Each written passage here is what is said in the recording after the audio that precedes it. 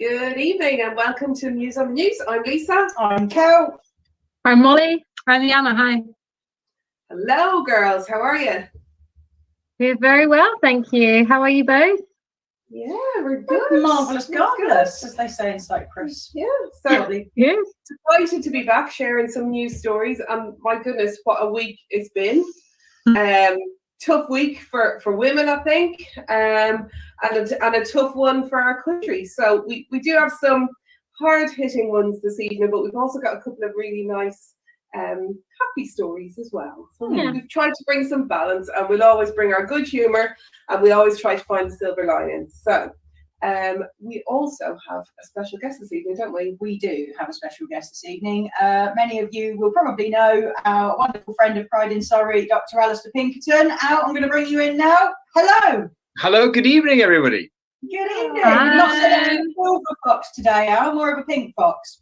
Pink Fox, yes, it's looking a little bit faded. This was bright purple, and it will be again tomorrow morning. All for charity, you'll be glad to know. Oh, we've just timed this so wrong. I just wish it had been vibrant. Listen, we brought you on to speak about a really important news story this week, Al. Let me just find this so we can get it up on the screen so our viewers can see. We're obviously all really, really concerned. Hold on, where is it? About the new anti-protest bill. Lise, do you want to talk to us? You've kind of said it as it is. So yes, at the moment, actually, while we're recording, because we do record this in advance most weeks, it's actually been debated just right now at the moment, isn't it, Al, in Parliament, of quite a worrying bill being brought to the floor by Priti Patel.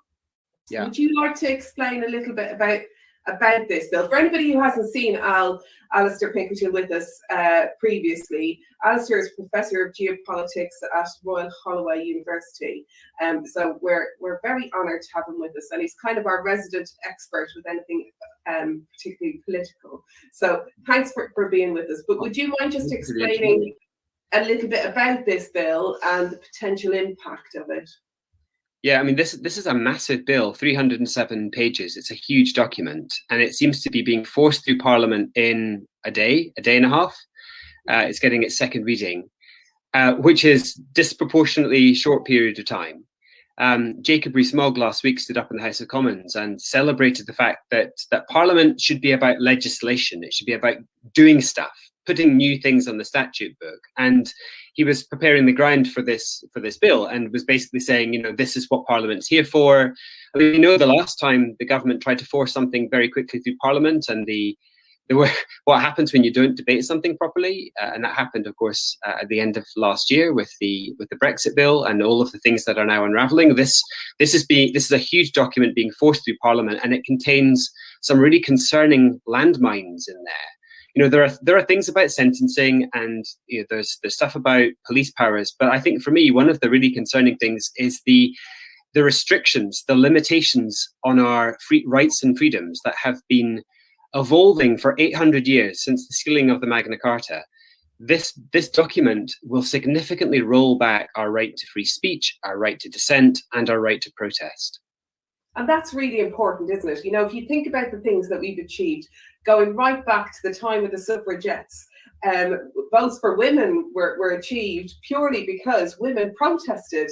Women were noisy. They threw themselves in front of racehorses. Where would we be without that right to protest? Civil rights movement. Absolutely. Well, I tell you, I certainly wouldn't be a professor of geopolitics at Royal Holloway, because Royal Holloway is bound up in the history of the Suffragettes. The university colours are purple, green and white because the original founders of the university and the original students became the Suffragettes. And the university borrows their colours from that movement. So, of course, it was a women's-only university for the first 60 or 70 years of its life. It has an incredibly proud history. But I mean, I think you're right. I look to the suffragettes. I look to the action, the deeds rather than words philosophy that they adopted, because words had failed them for 50 years. It was only deeds that were going to get them listened to. And of course, there were some really extreme things that happened, and things that you wouldn't wish necessarily to repeat. But sometimes big actions of the kind that Emily Wilding Davidson took, for example, they're required in order to get people's attention and they can then change the whole mood of a debate, which is undoubtedly what happened back in the early part of the 20th century. What I'm really concerned about is that I don't want anyone throwing themselves under horses, but this bill, it asks people to be quiet. It literally asks people to be quiet. There are now they want to put noise restrictions on protest. They want to put time limits on protest. They want to try and move protest away from anywhere near Parliament. Parliament is symbolic, of course, in terms of our formal political structures, but it's also symbolic in terms of our informal political structures. It has been a site where people have gathered to protest for centuries. Yes. It's where the gallery marchers tried to get to. This is absolutely bound up in our national DNA, and freedoms are hard won and they're easily lost. Yeah. And we have to guard against anyone who seeks to roll back our rights and freedoms. And if we think about it from an LGBT point of view, the kind of protests that have happened over the years, I mean, Section 28 was protested around Parliament buildings. It's a crucial place for people to meet and gather and make their voices heard.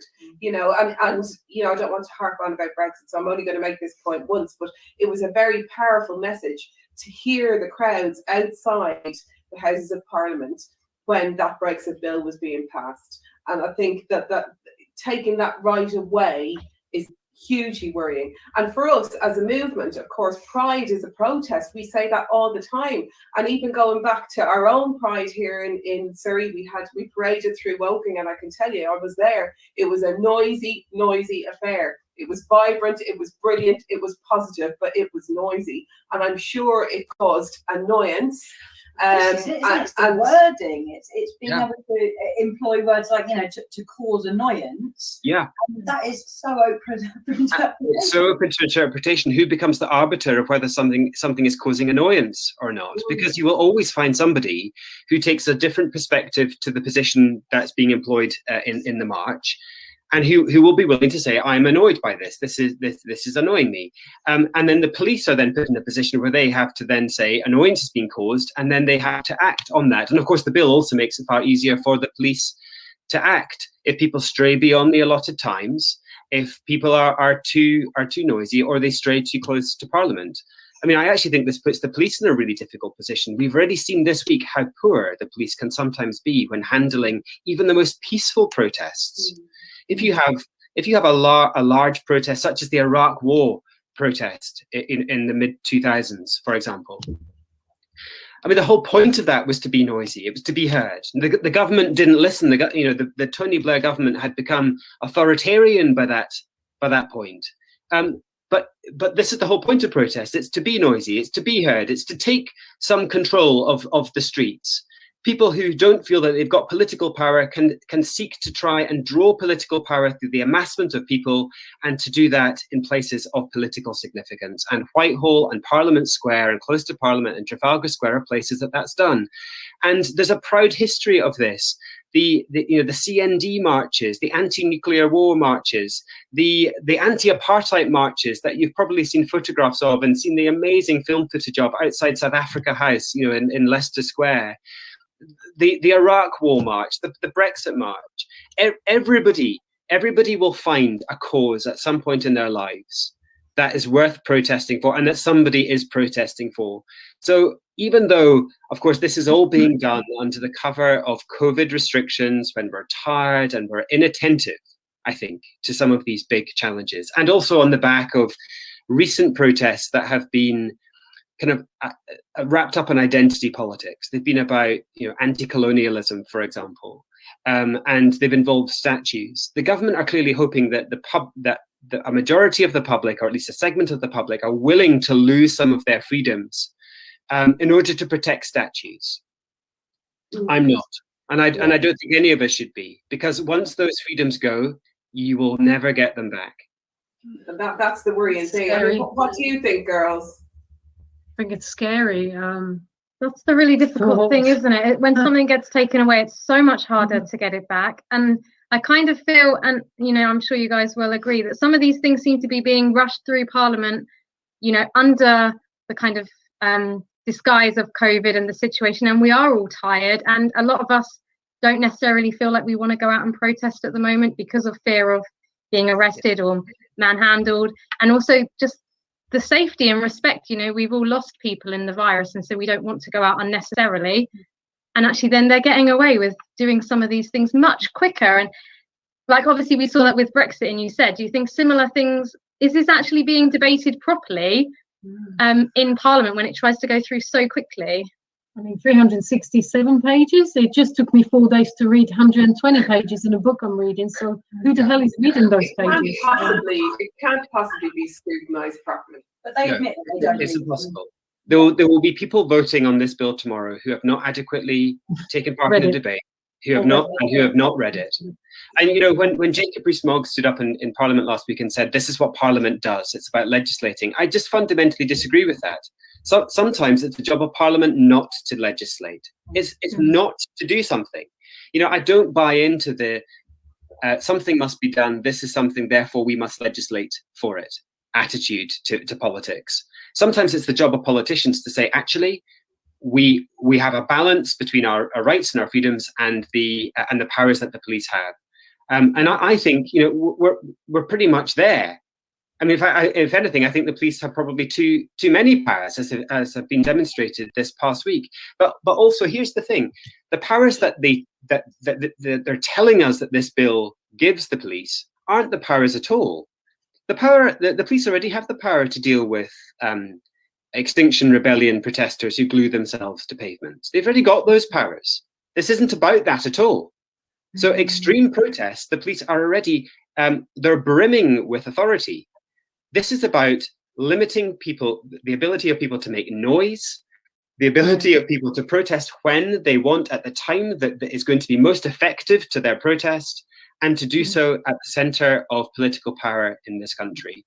That's got nothing to do with what Extinction Rebellion are seeking to do. And here's the other thing about this bill. It mentions the word statues more than it mentions the word women. And you know what? There's a very powerful tweet doing the rounds today about the sentencing for damaging a statue being 10 years and the sentencing for rape being 7. And I just think that really hammers it home that the values are wrong. We're missing something. We're missing something fundamental. We saw the police, did we, guard the Churchill statue, the vigil, rather than in the women. And I think to use the word respect. I think actually what's going to be lost here is respect. And at the moment, we have a system in the UK where the vast majority of protests will have the courtesy of notifying police when there's going to be a protest and where that protest is going to be and the nature of that protest, and that respect is going to be lost. And now the element of surprise will be employed because of the because it will be unlawful to do so, and actually it's just going to be more difficult, and that relationship of trust and that working partnership is going to be lost. I completely agree. We clearly have a very long-standing tradition in this country of policing by consent. We don't have a paramilitary style police force, which I'm really glad about. Although I noticed on Twitter, again, people are replying to me saying Britain needs a paramilitary style police force like the Guardia Civil in Spain, an armed permanent presence. I mean, I fundamentally disagree with that. I've been on several protests where you kind of got the feeling that you were in it together with the police. They were there. They weren't necessarily, they couldn't overtly support you, but they're human beings. They may very well have supported the anti-Iraq war march, as let's face it, most of the country did. They may very well have had diverse opinions on the Brexit vote, but they were there, and it was peaceful, and there was a spirit of collaboration. You were working with the police. This bill seems to set the police up in opposition to protesters. And I think you're right. I think that's a really dangerous precedent for the future, because that is a recipe for further social disruption between the police and protesters. It sets them up against each other, which I do think will not lead to harmonization in future protests. We see it so often, don't we? Sort of in the States when before Biden came in, and actually it's almost like the police are fighting against the protesters, and then it ends up you forgetting about what you're actually protesting, and you're in a fight with people that are supposed to be there to protect us and keep us safe. It doesn't make any sense. Molly, I totally agree. I mean, we all watched the pictures, didn't we? We saw the response to the Black Lives Matter marches in Washington, but then I saw more violence at the vigil for Sarah Everard than I did at the insurrection at the House of Congress. Yeah. I mean, the police opened the gates in Washington, and here you had young women having their necks lent on and being dragged away because of a peaceful, socially distanced vigil. Yeah, because it was a vigil. It wasn't a protest. Yeah. It wasn't a loud, stompy, shouty, fighty protest. It was a bunch of women standing around in a field with candles. We're going to talk about Sarah Everard a little bit later on, but I think it did demonstrate a real shift in mood, I think, and that's really worrying, very, very worrying. And I don't know if it's because the loss of Sarah and the anger that sparked perhaps within the Met Police as well, because of the nature of the alleged offender. And I just wonder if it was frustration just completely boiling over there. But some of the scenes there, you're absolutely right, were horrific. And we're talking about women on their stomachs being hung up behind their back and being held in really aggressive ways. And when quite small women, like quite a large, big, strong men. I mean, it's not right, is it? It just doesn't feel right. It's been totally disproportionate use of force. You could easily have imagined this vigil having been really peacefully organised. I'm getting to the stage where I'm really concerned that COVID restrictions are now being used as a weapon against people. And I know that we're still living with COVID, and we still have a lot of work to do to eradicate it from the community at large. But I think a sensitive police force and a wise-minded Home Secretary would have said, the people need this opportunity to have a vigil. We need the lightest touch police presence to ensure public safety, but this should not be a heavy-handed intervention. But I'm afraid I don't see evidence of a wise-headed Home Secretary, and I think a future investigation will clearly reveal what happened in the police force, the orders that they were given that night. I mean, I find it hard to understand how things descended to that level, but I just feel that the presence of the police has got to have contributed to that. But my broader point is that I fear now that the COVID restrictions that we've been living with, we might suddenly find these becoming more permanent than anybody had ever anticipated. And they can become permanent in lots of ways. First of all, the COVID bill that instituted the restrictions in our lives has at some point to be overturned. And I think that conversation now needs to start about how it will be overturned, when it will be overturned, and when we'll be getting those freedoms back. And I'm glad to say that conversation seems already to be starting. I don't necessarily think this is the right time for it to happen, but that pathway now needs to be established. And second of all, we need to be reminded of what our freedoms are, because we have all been shut away for so long. It'd be easy, as I think you said earlier, Molly, it'd be easy for us to forget actually just how important that freedom to protest, when we want, at a volume that we want, and where we need to do it. It's easy to forget why that's important when so many other things have been taken away from us. Absolutely. We could talk to you all night long because you're such a lovely person to speak to, and you just pitch it right.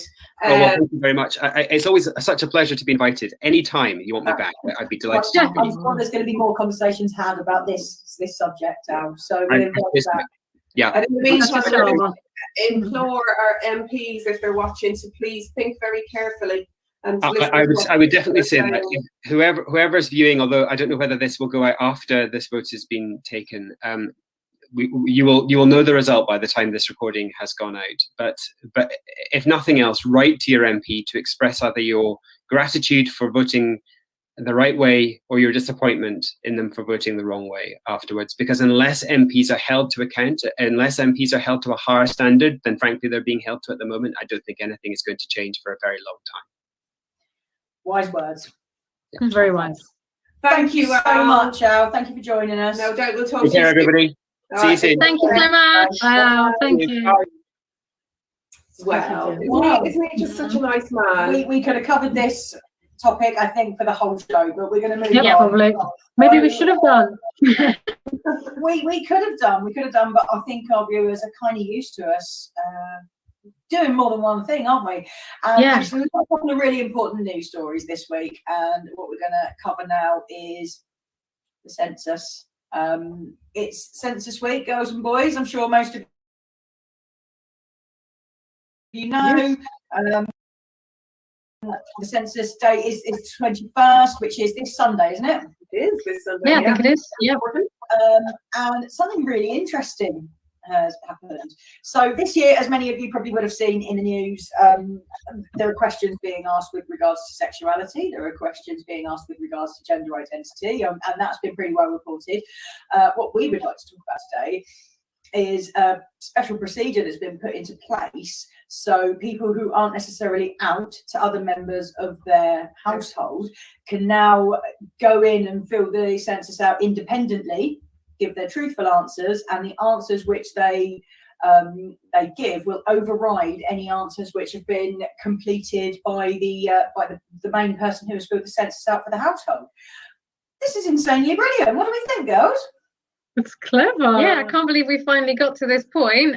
And for so many reasons, because like I filled out the census last weekend, and of course, For me too. you can do it for your whole household if you want. I could have said, no, I don't want to fill it out for Jana, make her do it. But I thought, no, I'll be a nice person, I'll fill it out for her. So I did. Really scared I'm going to say I'm straight. I would have been a shock. But do you know, it's for everyone that is living in the property that you're doing, isn't it, on the day of the 21st of March. And actually, something I hadn't even thought about, not even just closeted people to their families or to their spouses or whichever, but actually, if you're living in a shared property and you've got a landlord living upstairs and you're just renting a room downstairs, he can fill it out on your behalf. And actually, not only are you not being truthful to yourself, maybe you don't want your landlord to know, but actually, the census is so important to actually determine the facilities we're going to get in our area, aren't they? And if we don't know how many gay and trans and the whole spectrum of people there are in our communities, we can't possibly put facilities in place for them. So that every single voice is so important to be heard, isn't it? Exactly, which is why it's so fantastic that this has been put in place. We were speaking, we did our census, and I think, as most of our viewers know, we have a child who is a member of the LGBT community, and we were filling the census out, and we got her down, and we were like, you know, we're going to do these answers, and it didn't ask the questions regarding sexuality and gender identity for people under 16. At first we were, you know, I don't agree with that, I don't like that, but actually upon a bit of digging we discovered that it was felt, probably quite rightly, that not everybody who is a member of our community would either be out to their parents, and if they were out to their parents or their grown-ups may not have been willing to provide that accurate information on the census. Therefore, it was felt that it shouldn't be included. And what they're actually going to do is they're going to extrapolate the adult data and assume that the percentages would be correct for the community that's under 16, and use that. That the feeling very much was that there could be a serious risk to funding of services for young LGBTQ plus people if the census included those questions for them, because of an almost sort of denial on behalf of the people filling out the forms, which is interesting, isn't it? Good point. Yeah, I see both Interesting sides, point. because I could see, like, if parents were putting down that their children were, you know, maybe they believe them to be straight, or maybe they're, you know, in denial about it, we could lose youth funding and stuff because we're not finding out about those young people. And it kind of works the other way as well. And you just think, I'm really glad they're going to take the kind of that adult data, because it is important for us to know. And I mean, it's very fluid, isn't it? And young people, you know, under 16 as well, you know, are still trying to figure out themselves. And actually, they may well move through many labels, but actually, even just to question your sexuality or gender one tiny bit, there still needs to be resources out there in the community for you to then further investigate that, doesn't there? Like youth clubs and stuff. So even if you only think about it one time, that's really interesting.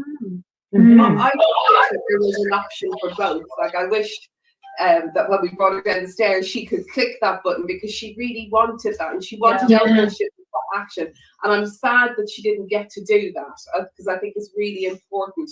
However, you know, I do understand the reasons why, but it would be nice if there was an option for young people to click that button if they so wish, and if the percentages were much different than what am I trying to say? You know what I'm trying to say. If it was, if they were correlating with the adult percentages, then the adult percentages would be taken. What could have happened is they could have offered that service of going in and doing your secret census that they've done for other people. They could have offered that to people from, you know, from 13 onwards or something like that, and just given that extra layer, because, you know, it's not always about shame and not being seen. Some people are really proud and want to be on the record, don't they? So, you know, there could have been a combination of, you know, algorithms or whatever it is used in terms of, as parents too, we're proud, aren't we? Absolutely. You know, we're really proud of our family, and you know, it would be really nice for our census to fully reflect our family. Yeah, and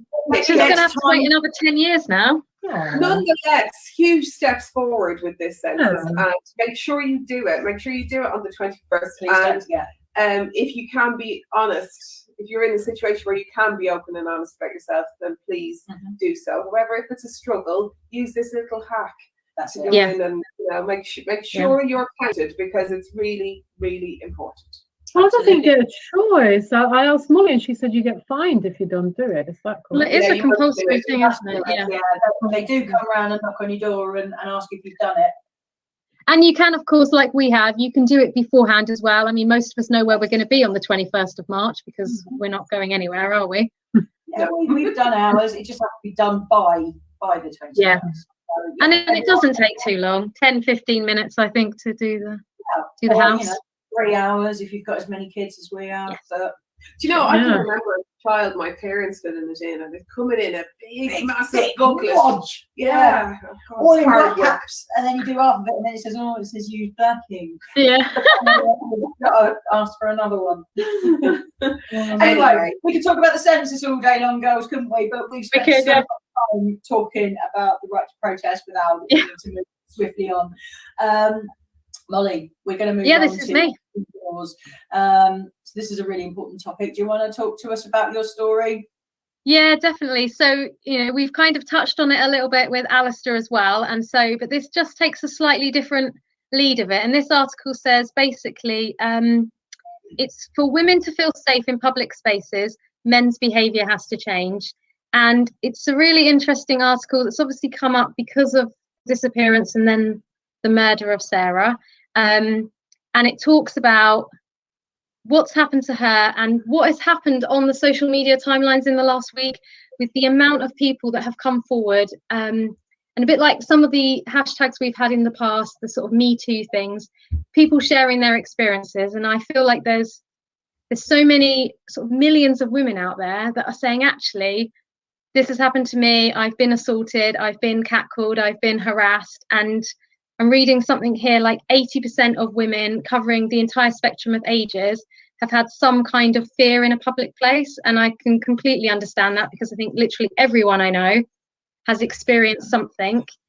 And it's that conversation about actually it's not all men, but it is men. And actually, in a lot of cases, it doesn't always, you know, not everyone is going to be murdered. Not everyone's going to be kidnapped. It is a very small percentage, but there is a lot of behavior that's happening in our communities, which can be a stepping stone to something worse. And actually, there was a court judging in America, something like 1979, and they were saying they don't feel like it's actually gone much further than this, where they said they couldn't prosecute men for harassing women in the street because there were simply too many men harassing women in a public place, and it just wouldn't be logical to deal with all those men. And I think that's a really scary thing, that actually you're saying you can't deal with that because there are too many men to deal with. So how do we feel as women in public spaces? You know, when I'm at work and there's a building site next door and you're being heckled from the top of the scaffolding, or you're walking down the street. Literally, in every situation, something has happened to one of us. And it's not the age-old debate, is it, that we were drunk and so we didn't have our wits about us, or my skirt was too short. I mean, I'm wearing like 5 layers because it's winter, and you'll still be harassed because you're seen to be a woman. And it's that thing, isn't it, that they're saying they feel like some men are taking over public spaces and women are seen to be lesser important, we can be dominated over, and actually, how do we take back those spaces? How do we become equal? It's a massive debate, isn't it? And this whole not all men thing, and you can equate this to when Black Lives Matter was about, people were like, oh, all lives matter, and they're completely missing the point of the protest. And that's what the not all men posters are completely missing about it. And I think it's a cultural change. And I think with movements like this, it's making people see. And I think a lot of men shout it, to them, shouting, "Hello, darling," gets a smile. They genuinely do not see that as being harassment or intimidation. And they don't, they're not actually the kind of chaps that are out to murder us, but they don't see that they're part of the problem. And I think that the cultural change that's coming about with them seeing and making these gentlemen realise that it is their mums and their sisters and their daughters and their friends and their wives that are experiencing this kind of harassment that will bring about a cultural change. What do you think? Well, first of all, I just want to sort of recognise how tragic this is, and the loss of Sarah Everard is really a horrific one. And on behalf of all of us, just to extend our sympathies to her partner and her family and her friends and everybody who's mourning her loss, because it is awful. And I think all of us are feeling it to an extent with you all. That said, I think one of the most notable things about this is that really it wasn't a middle of the night thing. It wasn't that she was walking home at 2 a.m. having had a few too many and took a wrong turning and led herself into trouble. It was early, it was 9:30 in the evening, 9 o'clock, 9:30 in the evening. She was just walking back from a friend's house. And I'm sure that all 4 of us have done exactly the same thing. It's just a normal, everyday activity. And she unfortunately lost her life. And I think that that's an absolute tragedy. I think you're right, Molly, in that I think all of us have felt intimidation, fear, concern. I certainly am one of those ones that has walked home carrying my keys in my hand. I have felt that racing heart when I've realised that somebody is behind me. I've quickened my pace and all of those things. And I really didn't realise how awful that was until this week. How awful it was, because it's just something that's been ingrained in me as a woman. As a female child, it's something that's been ingrained, that you look for those dangers. You're aware of those dangers. You're on alert all the time. And what's nice this week is that we're now saying that that's unacceptable. And I think what's really refreshing is as well, we've had quite a lot of men, high-profile men, coming out and saying that they are calling out other men now. They're not allowing it anymore. And they don't allow the catcalling. They don't allow that harassment. They don't accept that it's okay to touch somebody's bum in a nightclub. All of those things, people are beginning to realise that those things need to be challenged. And I think that is a positive. But my goodness, it's been a really hard story to digest, hasn't it? A really hard week for women in Britain, I think. You can just imagine my shock when it was literally just a couple of days ago, when I was told, well, you woman, you blonde, what do you know? I'm like, did you just say that to me with everything that's going on? Did you just say that to me? Like, I literally didn't know how to react at that point. What would you do? Like, I'm thinking, are you not aware of what's going on? Because that's something, to say something like that, I mean, it's not the worst thing, but it did make me feel uncomfortable.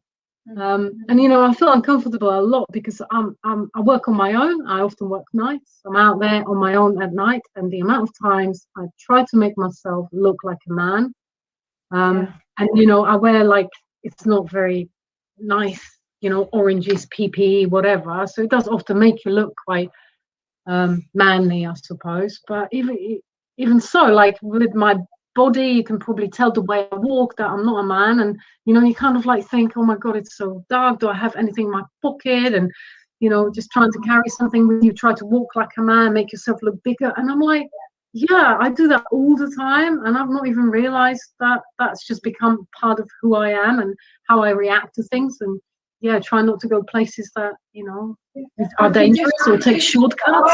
Conditioned. Yeah, Nikki out of me for looking like John Wayne. My dad taught me about you. Now I understand why you do it. Make yourself big and walk with a strut, and you know, use your physical presence. And I can remember being a really young child, and my dad teaching me where the pain points were if you were attacked, and where to kick and where to punch, and you know, and we have all these messages, don't we? Don't scream rape, scream fire, because people don't respond if you scream rape, but they'll all look round if you shout fire. And you know, it's terrifying that people, you know, it's been really highlighted, hasn't it, recently, that you know, we have all these rules placed upon us, you know, don't wear a skirt, don't go out late at night, carry your keys, take your drink to the toilet with you, don't do this, don't do that. And actually, that nowhere ever is there signs in men's toilets saying, don't be a rapist, don't attack women, don't attack vulnerable people. You know, let's remember, it's not just women who are attacked, by the way, but there's who is saying to people, don't do this. It's always our responsibility to not solicit it. You know, that message has got to stop, hasn't it? Yeah, this is why combination about Joe. Women need to know how to stay safe, because that's what our society requires of us. But at the same time, we need to be educating everybody, educating our sons and our daughters too. You know, about how to just respect other human beings. You know, it's not a difficult message. But like, for example, for me to stay safe, I'd have to leave my job. So you know, I couldn't do my job, because like doing my job, being out at night on my own, I'm definitely not safe. So what do I do? But I shouldn't feel like that, because I love my job and I should be able, as a woman, do my job. But it's not safe. But this is where coming down to education, isn't it? I mean, the majority, you know, of you know, people and in circumstances, men, you know, you are safe.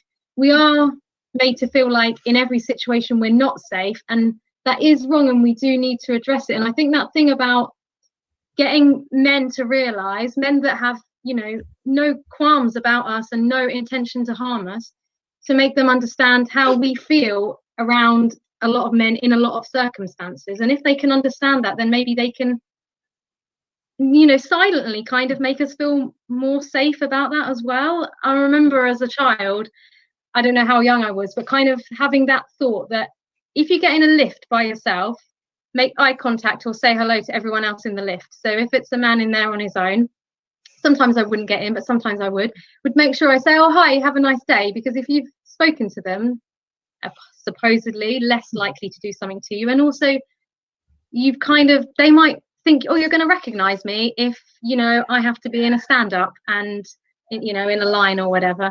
And it's that I know that I do it, but I'm still conditioned to think, yeah, I'm just going to be that little bit safer, because the one time I don't do it, you just don't know.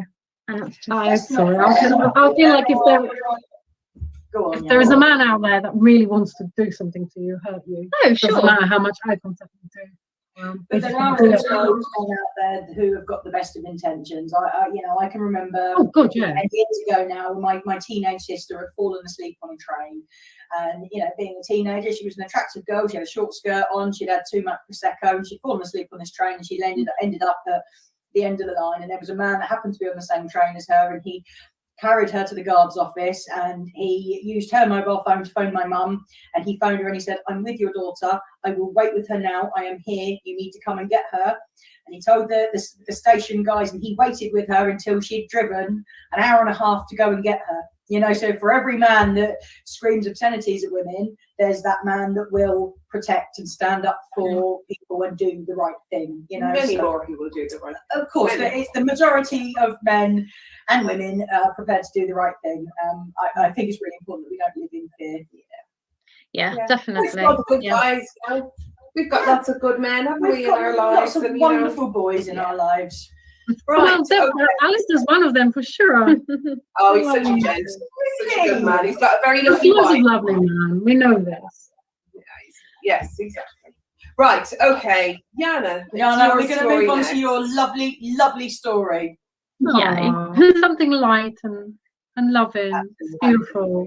It's beautiful. So yeah, so this is this. I don't think it's a very new story, but it's kind of popped up in the articles I was scrolling through.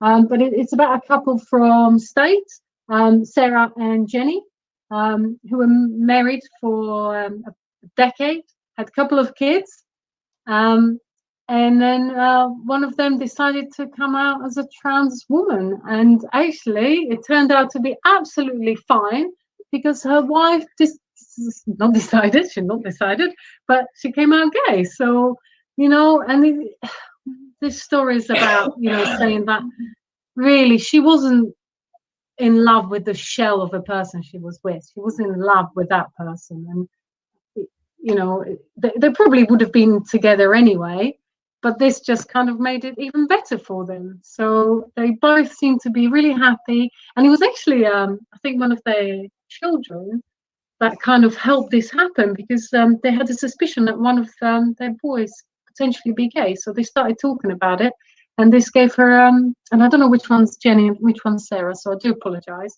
but that encouraged her to come out as trans, talking about that, and that's lovely. And the reaction of the wife was like, well, I'm gay, so let's just live together happily after. It's a really lovely story, isn't it? Yeah, it's just so wonderful. Yeah, I think fairy tale. yeah. It's so lovely. And I'm sure it doesn't just happen in America. It does happen, you know, everywhere, and here in Wales potentially. Well, I think the wife had kind of seen the changes in her behaviour, hadn't she?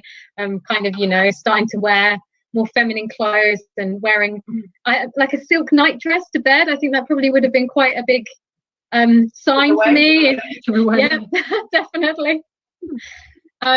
Yeah, really nice that she kind of I don't know, took that time to kind of come to terms with herself by actually trying to show her son that actually we're an inclusive house and you can be whoever you want to be, and then realize actually that means I need to be true to myself, and my wife is obviously accepting of whatever. And that story that we talk about sometimes, don't we, that actually sometimes you fall in love with the person, but sometimes you fall in love with the soul of the person, and it doesn't matter what they are on the outside, they're still the same person on the inside. And you know, if you've built a life together and they're clearly very happy, it doesn't work for everyone, does it? But for this couple, how fantastic. It's lovely. Yeah, there are so many happy couples like that, aren't there? Yeah. Ones and change and growth, and you know, moving through life together, and all that brings doesn't necessarily mean that, you know, your love for another person changes. Just exactly. Yeah. We don't have to go far to talk about love story like that. You know, someone in our Pride team, you know, who lives in Wales, had quite a wonderful love story that is kind of similar. It's beautiful, isn't it? On our YouTube channel, you can go and have a look at subscribe to our YouTube channel and go and check out our interview with Sarah and Reed. Holly and Jana interviewing Sarah and Reed. Trying to steal our interview. Right, girls, we've talked about news for a very long time. Can I just, before we do the next thing? Yes. Can I just show you this? Look. Can you see it? Can you see what it is? Yeah, I was trying to read it. Oh. Wait, nice one, Jill. Oh, you got the badge. I got the badge. So I'm having like It's a Sin withdrawals. I enjoyed it so much, so much, and I finally got around to ordering my It's a Sin button badges from the Pride and Surrey shop. So there's this one and that. And how much are they? £1.80 for two. Bargainistic. Put onto our website now and make a purchase. Yes. So I'm wearing one because I think Jill rocks. Anyway, right. And if you would like to get yourself, a mini lesbian, £3.50. That's rather cheap. I think I'm worth a little bit more. £29 plus carriage. Plus VAT. Jana, stop. Word of the week. Word of the week. Word of the week. Oh. Oh, I'm so rubbish. It was last second again, and all I could come up with is lickety split. Yes, it's a good word though. It's Thank a good you. word. Lickety split. It means at great speed, rapidly. Like it or not. Let's do that lickety split. Lickety split. It's all I right. like it. All right, it's brilliant. I don't like the last minute nature of these I recent know. ones. It's been a long time. More. You have a whole week. Oh, okay. There is okay. It wasn't the last minute. I'm lying. I'm not going to ever say that again. I've spent all day looking for a freaking word, and it's doing my nutting. I've got another one. Here it comes. It's impunity. Yes. Oh, good word. I like that one. You should have gone with that as your lead word. Yeah, I couldn't find it quickly. Do you want to give us the definition? It's exemption of freedom from punishment, harm, or loss. And that's the word I was going to go with, and then I couldn't find it quickly, and I couldn't remember it. So shoot me. So you went with lickety split. It would have been very apt to a lot of the news stories that we've discussed today. Impunity, a good word. Okay. That's what I thought Well, when she said it. Everybody, rewind 20 seconds back. Let's play word of the week, please. This week's word of the week, ladies and gentlemen, our most popular segment. Word of the week, word of the week, word of the week. Jana. It is. The word of the week this week is impunity. Oh, what like a it. good word. Good word. You sound like a proper newscaster You there. put some effort into that one. I put some effort into looking for it. And this word means exemption of freedom from punishment, harm, or loss. There you go. Impunity. Very Impunity. good. I like it. Now, for the only reason anyone actually tunes in this week's goat of the week, Jana. This one's been goat from Littlehampton. Oh my goodness. Oh my God, Goat is from Littlehampton, a small village called Jana's Imagination, and he was nominated by his very good friend Loretta. Why was he nominated? Because he's got a smashing beard. Oh, look at him. Isn't he a handsome fella? He is very handsome, hence why Loretta nominated him. He's given the sexy eyes. Look. There's come hither eyes. That beard, like he's like coming round the corner. Oh my God, that's brilliant. Thank you. Thank you. I love that you wrote the whole name. That's awesome. That's what it's about. I know. Vincent van Gogh. He actually looks like Vince. That goat looks like Vince. Who's Finn? Do you have any idea how much research I had to put into finding that picture? 2 minutes? Yeah. A lot less than I put into looking for the sleeping. More effort than you put into word of the week this week. Ooh, That is fight and talk. that is fighting talk. So good to be on the other end of the screen. Look, we all know she Googles word of the week while we're doing our articles. No, I don't. I've got screenshots of. I've got all. Today she did start in the 5 minutes before we started filming. Okay. But I have to actually go and build Goat of the Week and go through the mail sack of all the nominations. Let's not talk of the about mail goats. sacks.